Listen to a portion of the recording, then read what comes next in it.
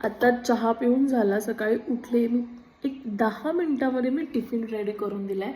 म्हणजे मी भाकरी आणि मस्तपैकी मटकीची डाळीची आमटी अशी एक 9 मिनिटात माझा स्वयंपाक झाला.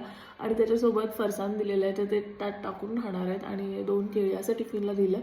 आणि ते उठलेत 6 वाजता. 6 वाजल्यापासून 8:45 वाजेपर्यंत फक्त अंघोळ आणि त्यांचं छोटं मोठे कामं म्हणजे ब्रश करणं, टॉयलेट, हे ते एवढा पाऊण म्हणजे 1.5 तास माणूस करत असतो. काय काय करतो, स्लोमोमध्ये सगळी कामं करतो. सो जाऊ दे.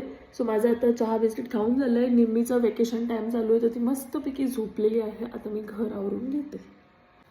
कधी कधी वाटतं बरं आहे मी घरामध्येच आहे. किती बाया कामं करण्यासाठी धडपड करतात वगैरे आणि किती फास्ट सगळं करतात. मी माझ्या मर्जीने सगळे घर काम आवरते आणि पैसे पण भेटत आहेत मला त्याचे. घरात राहण्याचे पण पैसे भेटत आहेत. So I am happy.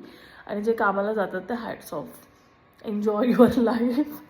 पहिले मी खूप असं गिल्टी फील करायची की मी एवढी इंजिनियर असून पण मी जॉब नाही करत आहे, मी घरातच आहे असं तसं. पण आता एक एज नंतर ना आता म्हणायला लागले ठीक आहे, घरात आहे तेच बेटर आहे. कारण की माझा नवरा तर पाया पडतो की बाई तू आम्हाला खायला प्यायला देतेस, बनवू, तू निम्मीकडे लक्ष देतेस, इतकंच भरपूर झालं माझ्यासाठी. तो बाय, भेटूया उद्याच्या ब्लॉगमध्ये.